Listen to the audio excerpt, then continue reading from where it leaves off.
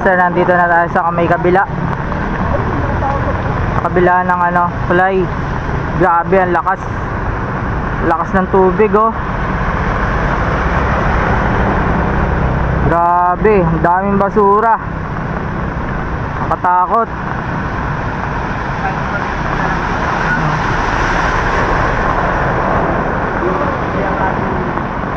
Grabe ang lakas, oh. Woo! Pati dito sa taas ng tulay, baha na.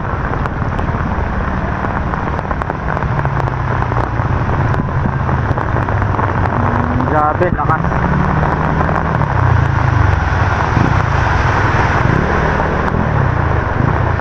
Punta tayo sa gitna. Ayun, oh, grabe ang lakas. Tama na ulan.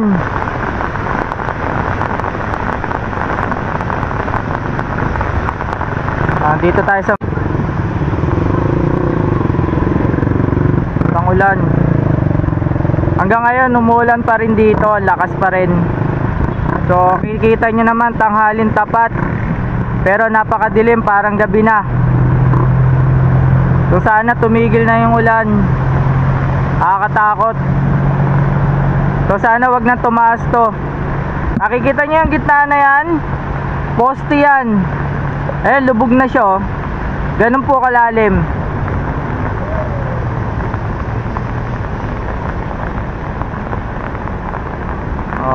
Punta tayo doon sa may kung makakapunta tayo doon, kaya lang lubog na eh. Hindi ko lang alam kung may madadaanan tayo papuntang Riverbanks. So nandito kasi tayo sa may ngayon eh, sa may tulay. Ayan, sa pagitan ng grabe, lalong lumakas pa ulan.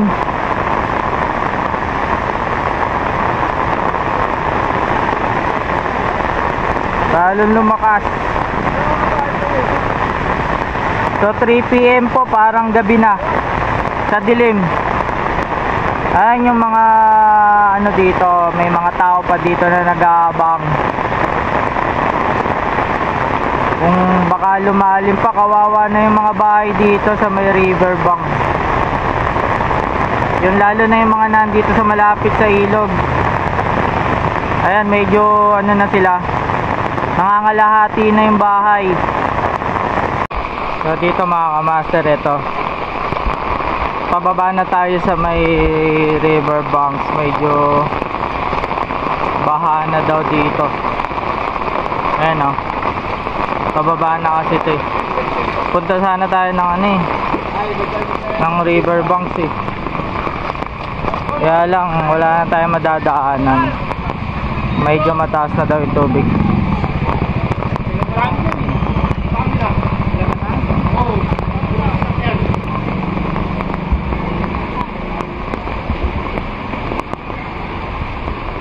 Kaya, pwede magtanong, yung baha ng ilog, maabot pa ba dito? Side na, aabutin na talaga rin. Oo, maabot. Pero ganun nakalalim yun pagka maabot dito, kasi mataas na to. Anong na ba ng level ng tubig ngayon? Lagpas na yata ng 4 eh. Lagpas na ng 4? Dito may madadaanan ba pa, riverbank? Ewan ko kung makakita ka pa dito sa gilid. Kasi malalim na. Ayun lang. Kung wala, dito malayo, iikot na. Yun lang. Thank you kuya, thank you pa.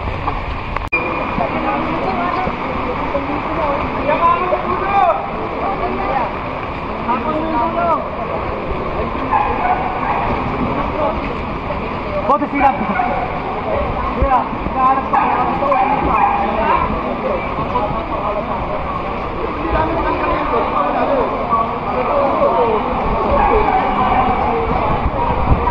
Grabe, taas hanggang Baywang.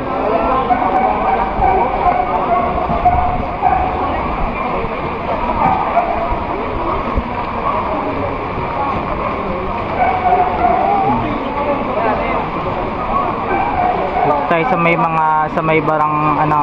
barangay Barangka.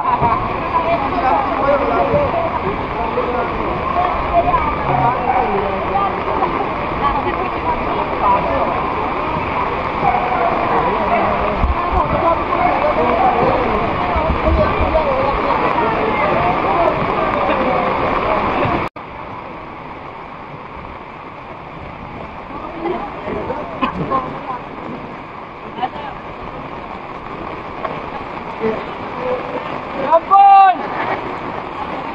Jampon! Ayun mo!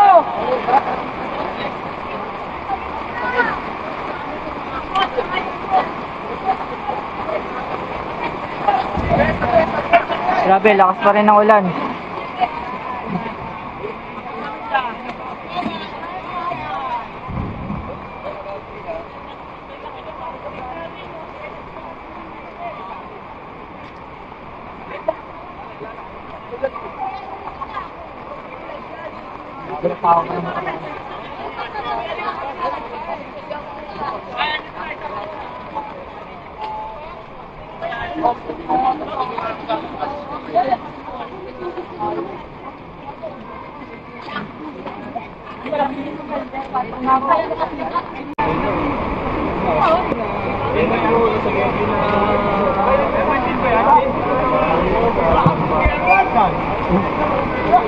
Ito ba sa'yo? Oo.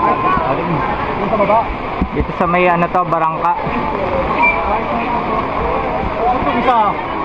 May 3 po siguro. Hindi, may 3 na yun.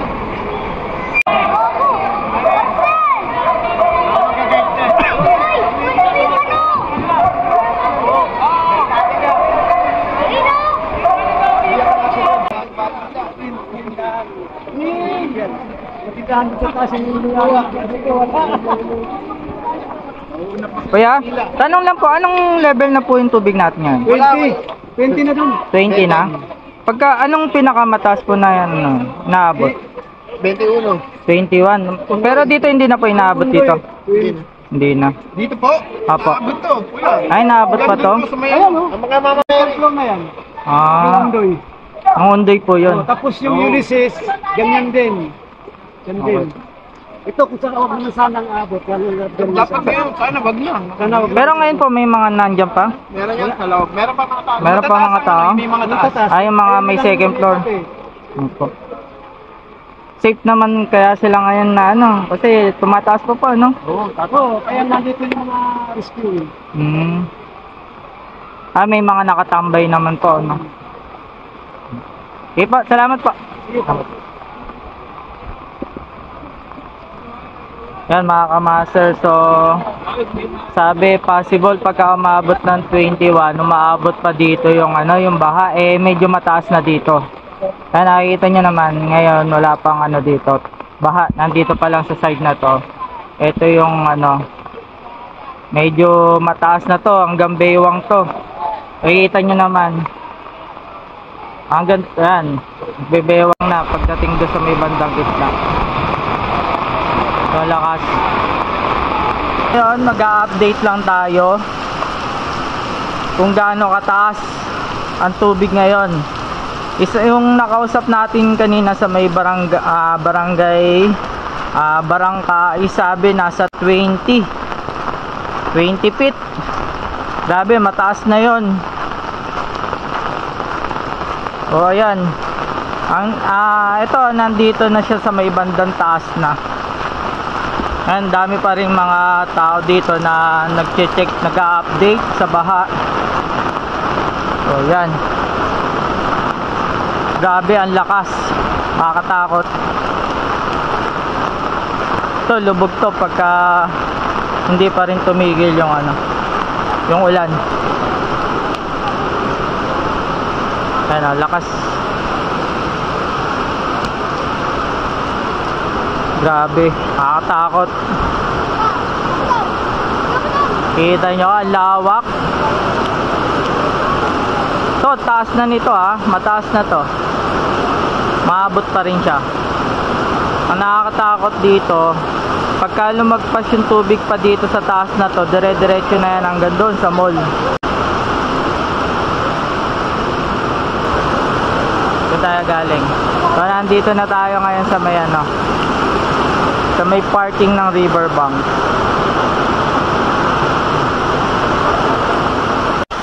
Yan si kuya, yung mga bike nyo.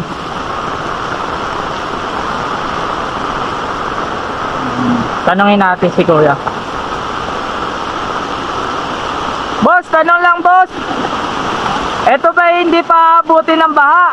Abutin na yan. O anong gagawin nyo ngayon sa mga bike nyo? Tatanggalin o stay nyo lang dyan? Ilagyan dyan. Bali kakadena nyo lang sa loob. Hindi nakabarena to. Nakapayong lang. Kaya lang, di ba tatangayin yan? Kasi yun lang. Oo, sobrang lakas pa rin ang ulan po ngayon eh. Baka... Opo. Pero hindi nyo na tatanggalin yan. Hindi na. Wala rin sa sakit. Okay. Pero ang dami yan. Pero ilang years na kayo dito, kuya? 3. Hindi pa naman bumaan ng ganong kalalim. Ngayon lang po, ano, okay, opo. Bali ngayon pa lang yung medyo grabe po uli, ano. Kasi lalo pa lumalakas yung ulan, no. Kanina pa to, kaninang umaga, wala pa rin yung pal. Opo, kawawa naman po eh. Dami pa naman ito. Kaya mga kamaster, yung mga ano dito, yung mga bike na inaarkila nila, yung negosyo ni kuya. So hindi na daw to aalisin dito, mga bike na to. So bahala na daw, sana wag nang abutin dito hanggang taas kasi nakapatong lang pala ito eh. Baka ano rin pagka lumakas pa yung tubig. So yung tubig andito na oh. Mataas na to. Kuya po, salamat po. Ingat po. Ingat po. Mataas na to. So kung halimbawa dumiretso yung dito yung tubig, ito kasi diretso yan. So agos ng tubig is malakas talaga. Malakas ang impact. Pagka lumalim pa talaga, ayan, lumalalim oh. Tumataas pa siya. So kawawa naman si kuya pagka inanod yung mga bike niya. Kasi kahit na bakal yan is pagka malakas talaga yung agos ng tubig, talagang tatangayin yan. Nakapatong lang pala yung pinaka bakal niya na yan. Yan, kaya tinatali pa ni kuya, baka sakali lang na kung sakali abutan, wag naman po sana kasi malaking lugi to kay kuya. Ito lang yung tanging ano niya, hanap buhay niya. Paikot pa tayo dito na sila.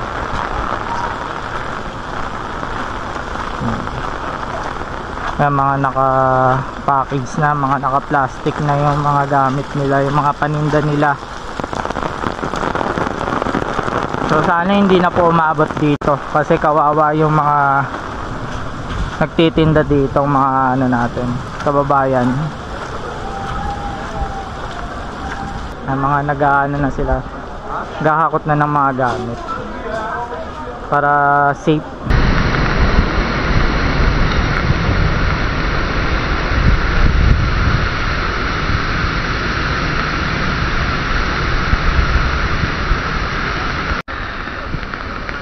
Nananawagan ako sa mga rescuer ng Marikina. Meron pa po naiwan dito sa poste, nakasabit, hindi makababa dahil mataas na yung tubig.